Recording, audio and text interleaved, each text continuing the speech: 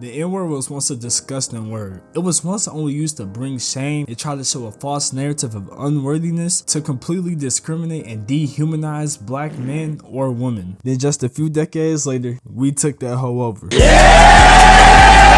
Flip the whole meaning of it. Now me and Papa John can't go one day without saying it. We dead changed the whole definition of this once hurtful word for good. Oh, I'm an N-word? Might as well make a song about me and my friends being one too. No way it won't do numbers. The only bad thing I can say about the N-word is that the attack power on this word has decreased, unless said by the right person. See, I can use the N-word for more combos than a Storm 4 fight and be completely fine. Let's play fill in the blank just for a little role play. You a lame ass, nigga. You a long neck ass, nigga. And I'm real nonchalant. If I was to just go out and get into an argument with an old white guy and he just called me the N-word, I'd probably just be like, nigga, I play COD, do better. The N-word comes with style. It's not a word everyone can say, especially white people, but there are a few who I can say have earned that right. The only people I fully restrict from saying it is anyone with a bowl cut or people who wear camo. The first white guy we gotta fully give the pass out to is a complete legend in the wrestling game. In my opinion,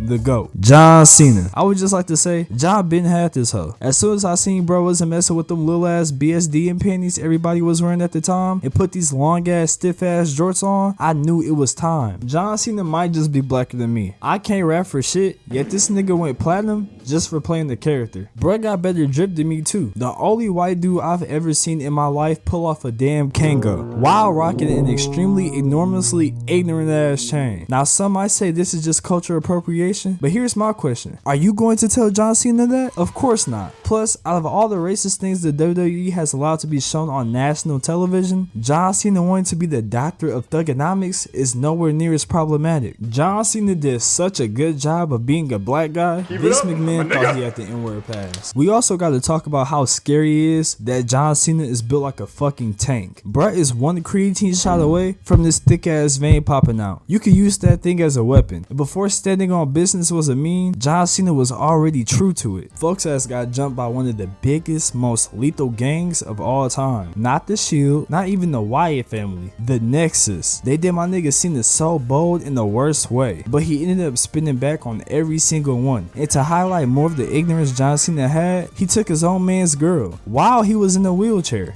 That's what I would like to call top tier niggatry. And John Cena may be the GOAT of wrestling, but it's one more wrestler that we got to mention who also get the N-word pass.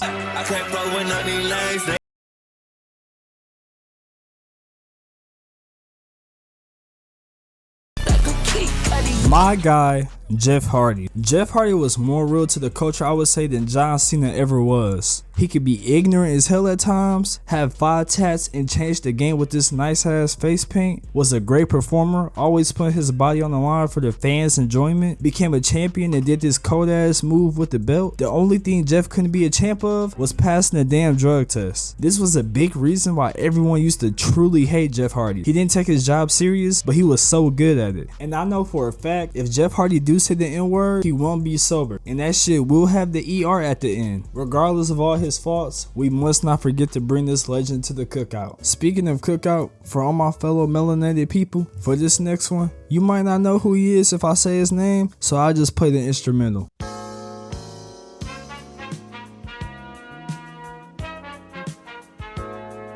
Bobby Caldwell. First, I like to say RIP because we did lose this legend earlier this year. I'm also mad as hell because all this time, I did not know bro was white until he died. Even his name is black. Bro probably up in heaven playing dice and sipping a fifth of Henny with Jesus. This song could be the reason why you or your parents is here. Bro dropped Song of the Decade and just went off the radar because I'm not the only person who was new to him being white. If it wasn't for the internet, him being white would have stayed a myth. And with it not being any internet back then, I know for a fact bro was already saying nigga way before this video was made to give him a pass. He probably got some unreleased somewhere in the vault with some nice ass tunes of him singing nigga better than Mario Judah. If Uncle Bobby wasn't saying the word, he for sure was breaking the back of every black woman he seen back in the day. And peep the drip, folks got this pristine ass fedora on. Bro was not white, he was just extremely light skinned. RIP Bobby Caldwell once again. May you continue to carry on the lovely cookouts for the next generations. The next whitey that we got on this list is also an artist and one of the GOATs of the rap game, Eminem. Well, he already said the N-word like 3 times in the past and apologized, but I don't know what for though. So I'ma just refund him his N-word pass. Plus, it was Eminem before Revival and Relapse, so it's okay. Before I got sick of the lyrical miracle shit, I was able to fully tolerate Eminem's music. And in his prime, the N-word was fully deserved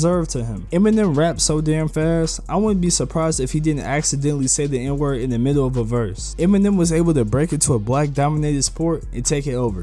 This is the only gentrifying I'll let slide. This gave a bunch of other people from the Caucasus Mountains a chance to also join in. He even gave white people ammo for a century when he lyrically murdered every single nigga in 8 Mile. This is probably the most racist shit he's ever done. Eminem made everything that was ass cool in his music, whether that was being a drug addict, poverty, or just being white. He always knew how to make it into some good tunes. Eminem, you are one of one, my nigga. And there are 2 more old heads we can't forget to reward the past to. Bill Nye is one of them. I promise I've been hating science my whole life. Bill Nye is the only person on this planet who can make this demonic ass subject seem some type of fun to me. And last, we got Narwhal, the hip hop interview GOAT. Bro been dressed like a damn skittle for his whole career, but it's never a dull moment with the interview. Chauncey.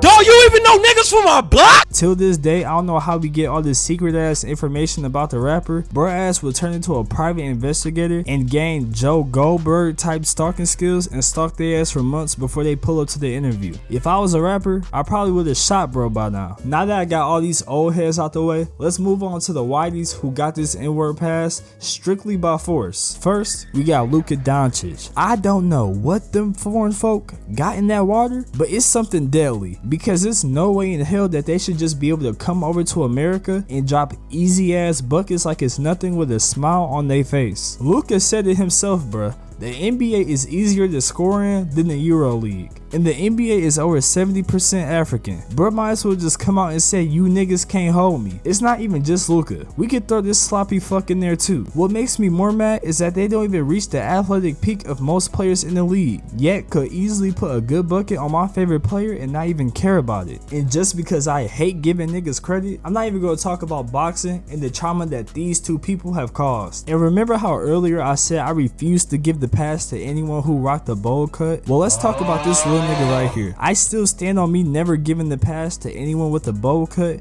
but this was a time when I was outnumbered. So the rest of black America and every little girl at the time felt like Bieber was one of us, and bro got so comfortable he went on live television and said this. One less lonely. There's gonna be one less. If I kill you, I'll be part of the KKK. I already hated Bieber at the time because bro was doing everything I was supposed to be able to do as a black man, but better than me. Like dancing, singing, actually pulling black women. He did all this better than me. But once he said that, that's when the national Bieber hate train really started, and I was here for it. And I'm serious about the hate. It got to a point where any crush I had at the time that liked Justin Bieber, I would just say bro was gay. Not like you were going to meet him anyway. Now this last one brings me with great honor. Probably the best pass that I give out on this list. And that's Mr. Beast. This one man is doing things that whole governments literally have the power to do, but won't. Solving world hunger, blessing families, all while still making entertaining videos. Mr. Beast can say nigga all he want. Not like I'll be able to do much to stop him. All he gotta do is a money spread in front of me with the holes in the back, and I'll feel less about myself. Mr. Beast has done so much good for just people in general, I don't think it's nothing that can ruin this man. I will make sure that bro get the best plate at the cookout, and any nigga that got a problem with Mr. Beast could come see me. How do you hate a nigga that plant trees? Fuck the kids in Africa. Bruh ass is planting trees. He's dead trying to save the whole planet. People will hate on that, but not criticize Elon Musk for trying to make Detroit become human a real thing. Well, that's the end of this ride. Let me know if it's any more white people that you think deserve the pass. If you enjoyed this video, make sure you like and subscribe if you're new. My name is Zero Stressin, aka S for Stressin. Stay blessed, never stress. S for well, time put the rest, and I'll see y'all later. Spoiling me, I'm bringing my meds on the tour with me. I've been living fast, it's been spoiling me.